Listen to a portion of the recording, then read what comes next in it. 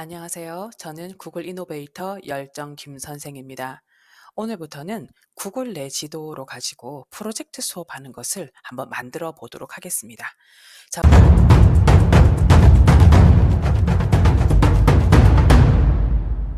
먼저 여기 보시면요. 제가 우리 아이들하고 학생들하고 했던 그 프로젝트형으로 구글 내 지도 수업을 했던 실제 이 결과물이거든요. 우리 동네 탐구하기에 대한 그런 내용이었고요. 제가 세 개의 그 하나의 주제에 세 개의 레이어를 주었습니다. 하나는 우리 동네에서 내 또래 친구들이 좋아할 만한 곳, 부모님이 좋아할 만한 곳, 관광객들이 좋아할 만한 곳으로 했어요. 여기 보시면 이렇게 학생들이 만든 것들 여기 보시면 이렇게 장소들이 보이게 되죠. 제가 이 학생이 가장 좀 눈에 띄었던 게 이 부분이었거든요. 저희 동네에 국가 지질공원이 있는 거 전 정말 몰랐습니다.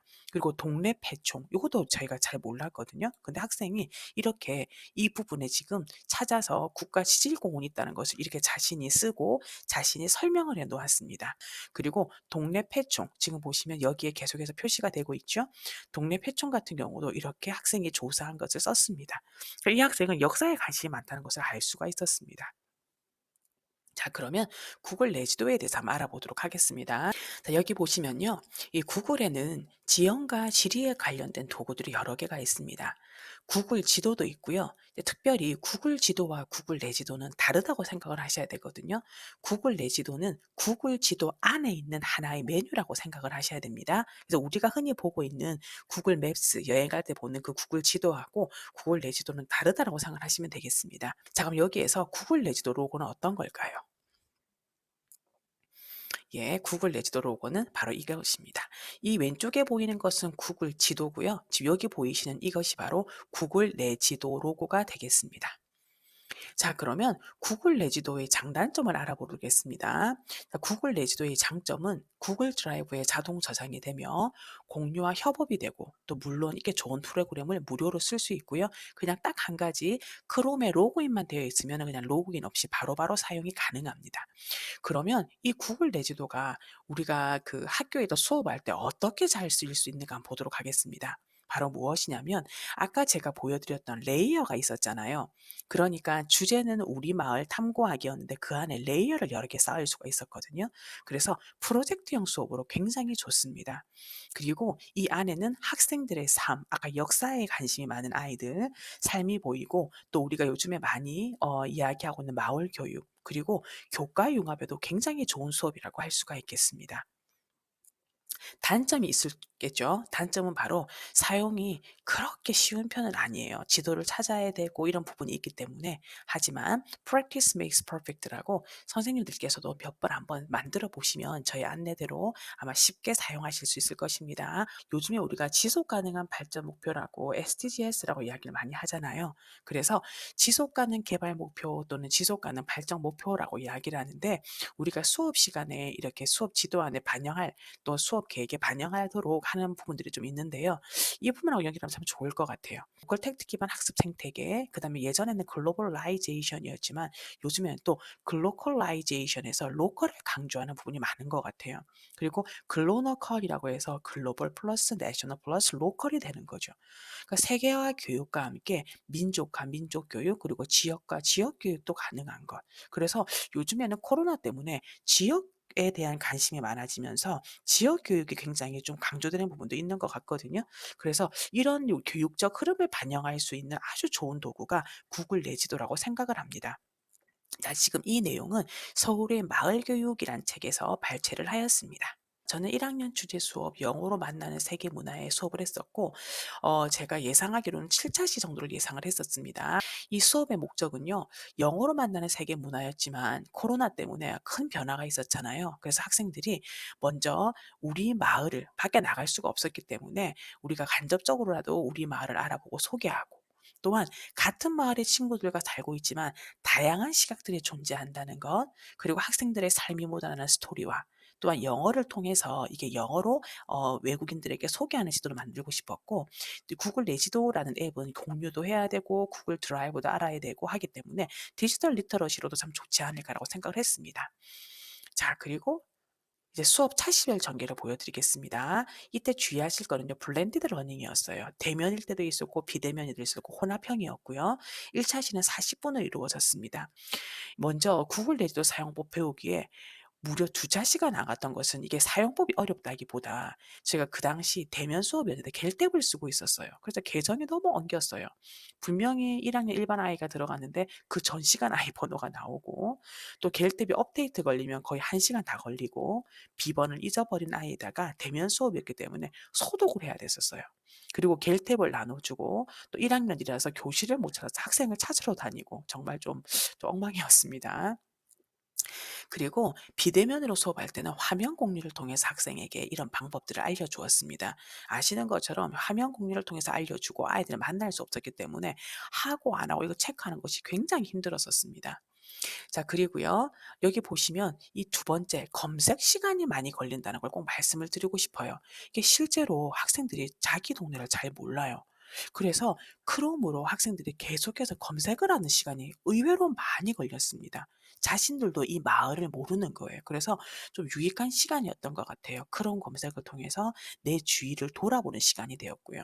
그리고 또 학생들이 잘 모르니까 계속 질문을 했고, 또 수업 시간에 늦게 온 아이, 또 과제 안 낸 아이 이런 거 야단을 친다고 시간을 많이 걸렀습니다. 그리고 이제 선생님께 공유하기 부분이 있었거든요.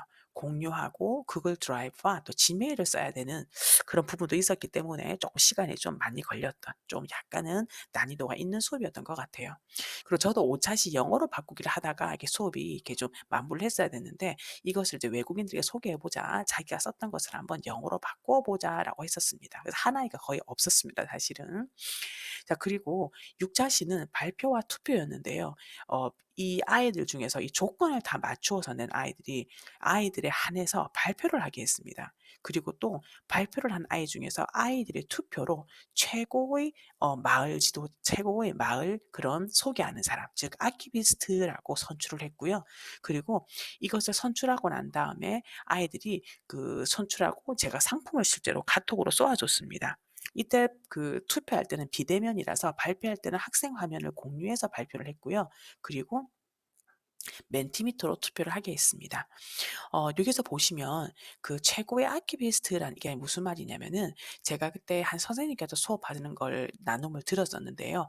아키비스트라고 그래서 이게 하나의 직업인데 그 지역의 마을에 기록을 이렇게 가지고 있는 사람이라고 하시더라고요. 그래서 그것을 한번 선생님이 쓰시는 걸 보고 저도 아키비스트라는 활동을 한번 만들어 본 적이 있었습니다. 그래서 이 잘한 아이들뿐만 아니라 기준에 도달하지 못했지만 그래도 기준에 도달하지 못했다는 걸 설명도 하면서 학생들의 잘한 면에 대해서 선생님이 코멘트를 다 남겼고요. 그다음에 미리 캔버스에 들어가면 이 학생들의 상장을 무료로 다운받을 수 있거든요. 그래서 이 인증서를 만들어 주었어요. 선생님이 주는 "너는 아키비스트다. 우리 동네 아키비스트라는 그런 인증서를 만들어 주었습니다. 그리고 아이들에게 마지막으로 구글 내 지도를 어떻게 활용할 수 있을까라고 아이디어를 한번 내어 보도록 해서 마무리 활동을 했습니다. 자, 구글 클래스룸 기반으로 항상 그 기록을 남겼고요. 아이들에게 사용 방법을 안내해 주고, 그다음에 수업 시간 후에도 활동이 가능하도록 했어요. 그러니까 수업 시간에 활동이 가능하기 때문에 성적은 넣을 수는 없었죠.